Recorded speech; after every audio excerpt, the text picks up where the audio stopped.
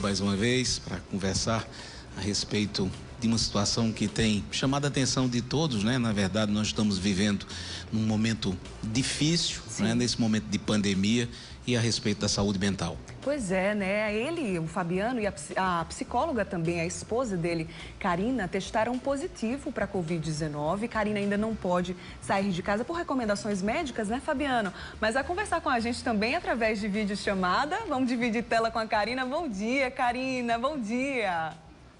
Bom dia a todos. Bom dia, Bruna. É um prazer estar aqui.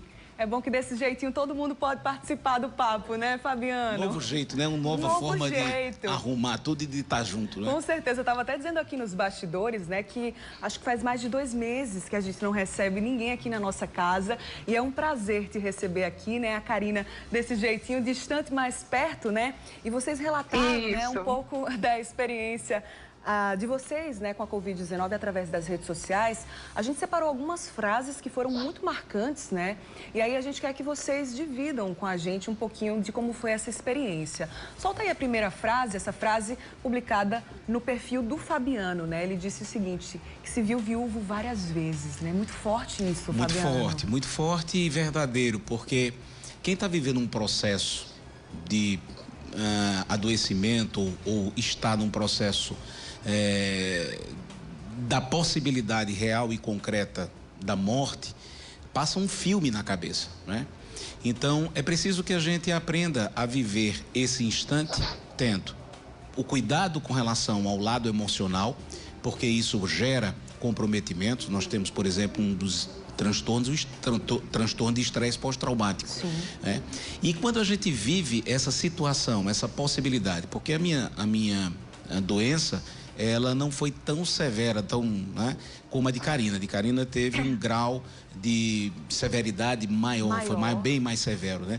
E ver, por exemplo, ela puxando o ar, ver, por exemplo, ela numa situação em que eu tive que, muitas vezes, colocar comida na boca, levar para o banheiro, fazer tudo, isso nos conectava a uma real possibilidade da morte, da perda, né? Aquilo que a gente chama na psicologia de luto antecipatório, né? E como viver isso? Então, vivendo a partir do controle, da gestão da emoção, para que a gente não se perca diante de uma situação como essa. Foi um dos momentos, e eu relatei certa vez para familiares, mais difíceis da minha vida, sem sombra de dúvida. É sério e a gente precisa ter o cuidado. Cuidado com o quê, Bruno? Cuidado com a saúde mental. Com certeza. E essa é a nossa preocupação, que nós precisamos falar um pouco mais, ajudar as pessoas diante de tudo que é muito novo, e ao mesmo tempo nós vemos um sistema de saúde completamente desaparelhado no sentido de poder ajudar as pessoas para manter a saúde mental, preservar a saúde mental. Muito delicado, né? Outra frase que você publicou nas suas redes sociais, né? Na verdade foi um texto, né? Um relato completo, e a gente separou algumas frases, né? Outra frase que o Fabiano comentou é que eles estavam vivenciando, né, o ciclo da doença, mas não nos falta a confiança e a serenidade para viver esse momento. Vocês dois juntos, inclusive, né, Fabiano, vivendo essa situação delicada, né, que envolve não somente vocês dois, mas a família também, né, um contexto que envolve todo mundo no final das contas, né? Isso, veja só, a esperança, a fé, ela é fundamental nesse processo, né? Então, você acreditar que vai ser possível. Eu cheguei, Bruna, a escrever algumas coisas durante a doença. Eu cheguei até também a partilhar isso numa live, de como é que você deve viver este processo. Muitas vezes, nós queremos antecipar o que possa vir. E diante de um processo de ansiedade, você pensa sempre no pior, aquilo que a gente chama, na literatura da psicologia, de pensamento catastrófico, né? Que aguça, que aumenta a ansiedade. É preciso, aí eu me amparo mais uma vez na fé, né? A cada dia, a cada hora, a cada minuto basta a sua preocupação. Até porque essa doença, a Covid, ela tem uma realidade em que no instante você está bem, no outro instante você piora e fica bem, fica ruim. Então ela tem, como a gente fala, né, essa montanha russa de sintomas que precisam, a gente está sempre preparado, não criar expectativas, viver a cada instante sabendo que será possível, mas não fazendo uma projeção daquilo que vai ser, para a gente não se perder e acionar todo um sistema que gera o medo, que vem da adrenalina gerada nisso tudo. Então, a confiança, ela é fundamental. Sim. A espiritualidade, ela é fundamental para que você possa viver e ultrapassar esse momento difícil, um momento de incerteza. Eu penso que a pedagogia, uma pedagogia que a gente aprende com relação a esse momento que a gente vive, é aprender a lidar com a vulnerabilidade. Nós sempre pensamos em ter a segurança em tudo. Somos sempre fortes demais, né, Fortes Fabiano? demais e queríamos, a partir de uma estrutura que montávamos, seja até mesmo financeira, econômica, de achar que tínhamos o domínio com relação a tudo. Então, de repente, a gente vê a vulnerabilidade das coisas e a gente precisa aprender a conviver com o risco. Tá? Então, essa é uma grande lição que a gente precisa aprender. Nós não podemos ter o controle de tudo. Aliás, a coisa que nós precisamos mais ter é o controle para saber controlar-se diante de uma situação dessa, que é a gestão da emoção. Muito bem, você falou muito de fé e esperança, né? E Karina também se mostra uma mulher de muita força, muita fé, né, Karina? Viver esse momento baseado na fé também te impulsionou a vencer essa batalha, essa luta? Oi, Bruna, bom dia novamente a todos.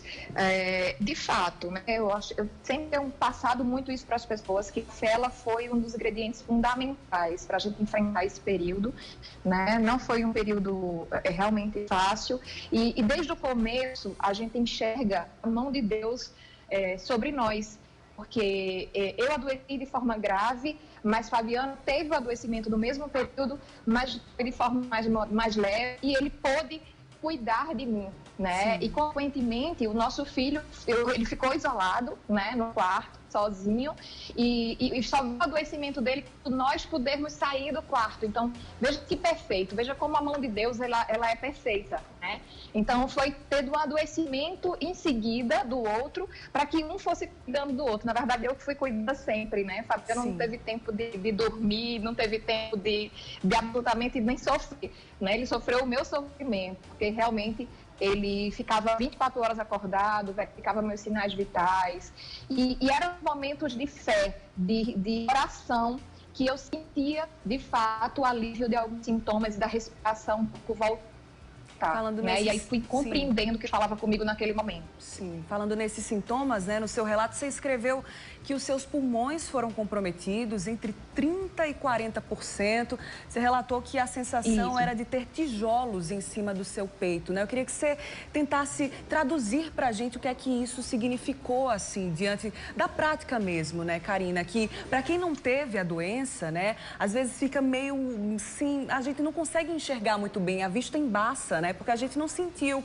E aí você falou que a sensação é de ter tijolos em cima do seu peito. Eu queria que você trouxesse pra gente o significado dessa frase.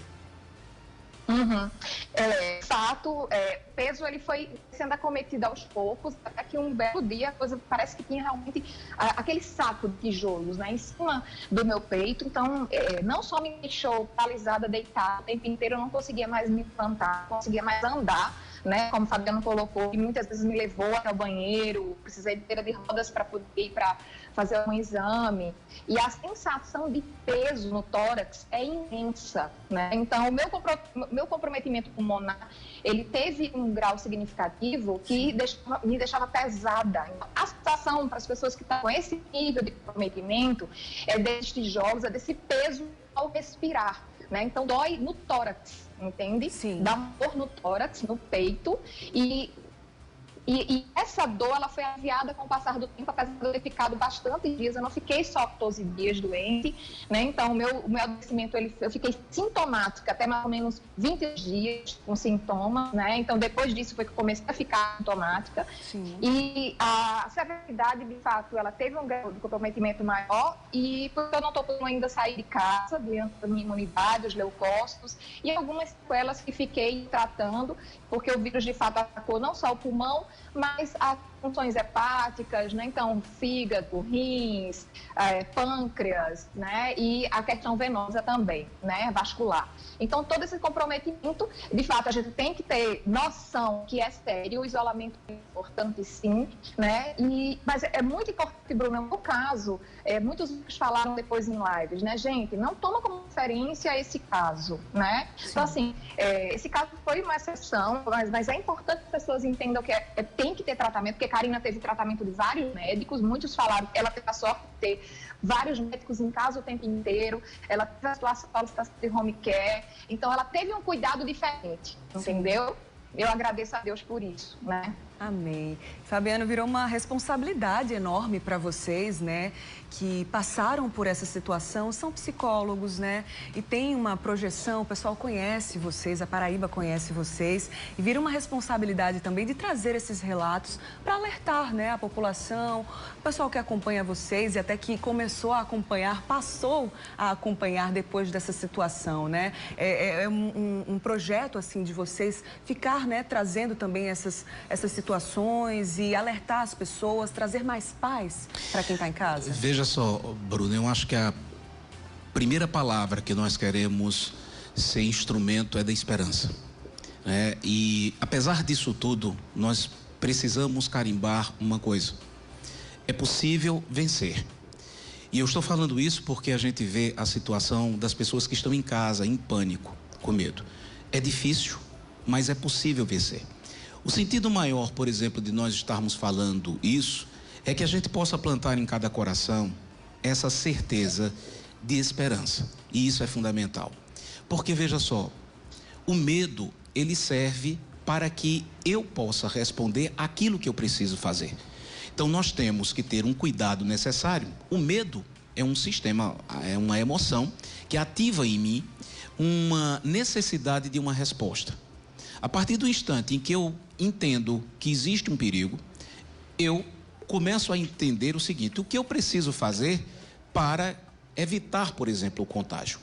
É nesse limite que serve o medo. É um medo que não paralisa, né? Que não paralisa. O que vai além disso a um comprometimento da saúde mental. Porque veja só, se é verdade que nós precisamos evitar o contágio, portanto, o comprometimento com relação à saúde física, nós precisamos também entender que existe uma realidade do cuidado com a saúde mental. Então, é justamente isso que a gente quer ser instrumento. Sim. Levar as pessoas de como cuidar desta saúde mental.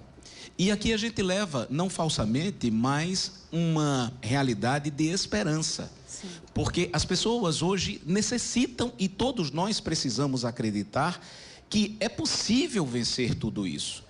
Eu acho que essa é a mensagem maior, né? Com relação a como fazer para não ter medo. Porque eu tenho recebido, Bruna, eu e Karina, nós temos recebido inúmeras mensagens todos os dias. Sim. E aqui vai também, né, o apelo, né? E eu quero agradecer essa oportunidade de estar aqui para falar sobre isso, dos veículos de comunicação que falam. Vamos falar da esperança também. Claro. Vamos falar daquilo que é possível de sair, de tirar disso tudo como positivo, né? Para que a gente não fique entrando numa situação ou deixando a população numa situação de pânico. O cuidado, ele é necessário. O cuidado no duplo sentido, o cuidado físico e o cuidado com a saúde mental. Perfeito. Fabiano, obrigada, viu, por compartilhar aqui com a gente um pouco da experiência de vocês. A gente fica muito feliz, né, porque vocês são vencedores, né? Então, passa por nós também. Obrigada. Karina continua com a gente por videochamada, né, Karina? Obrigada também, viu? Fica bem, o cheiro para você. Agradeço imensamente essa oportunidade da gente poder passar um pouco dessa palavra de esperança, de vencermos, né? Eu acho que é bem importante mostrar as pessoas venceram e a gente vencer essa batalha, né? E isso é muito importante, mas eu acho super importante deixar uma última palavra, que é: vamos cuidar para não estar julgando pessoas que testaram positivo, né, Bruna? Verdade. Então está tendo um preconceito muito grande, é uma doença que está trazendo esse comprometimento de julgamento. Então vamos ficar alerta, pelo contrário, vamos Deu uma travadinha aí, né, na chamada da Karina, mas excelente finalização, né? Preconceito é só mais um problema diante disso tudo que a gente está vivendo. Então, por favor, não, né? Sem julgamentos. Obrigada mais uma vez, viu? Obrigado, Bruna. Você falava, vocês venceram. Deixa eu te dizer uma coisa. Vencer significa muito mais do que um resultado de uma imunidade minha e de Karina. O nosso sentimento cristão é de compromisso com aqueles que estão sofrendo. Venceremos quando vencermos juntos. Perfeito. E é esse compromisso que a gente tem feito na rede social, no sentido de ter parte com aquele que está sofrendo. E enquanto nós pudermos, desde o primeiro instante em que a situação do país foi se agravando, do município, do estado foi se agravando, a gente assumiu um compromisso de estar frequentemente em nossas redes sociais. Até convido você para estar junto conosco, @Fabiano Moura de Moura, @Karina Moura de Moura, para que a gente possa estar trocando essa experiência, aprendendo junto, crescendo junto. Venceremos juntos quando todos nós passarmos por essa situação e vivermos aquilo que o nosso coração mais deseja. O coração de todos nós é a felicidade, a tranquilidade, a paz, a esperança. Sentimento bom, sentimento positivo. Amém. Obrigada mais uma vez, viu? Tudo de bom para vocês e fica bem, viu? Fica bem. Fica bem. Dá tempo de uma passadinha básica aqui no @Correio TV? Você já deixou lá?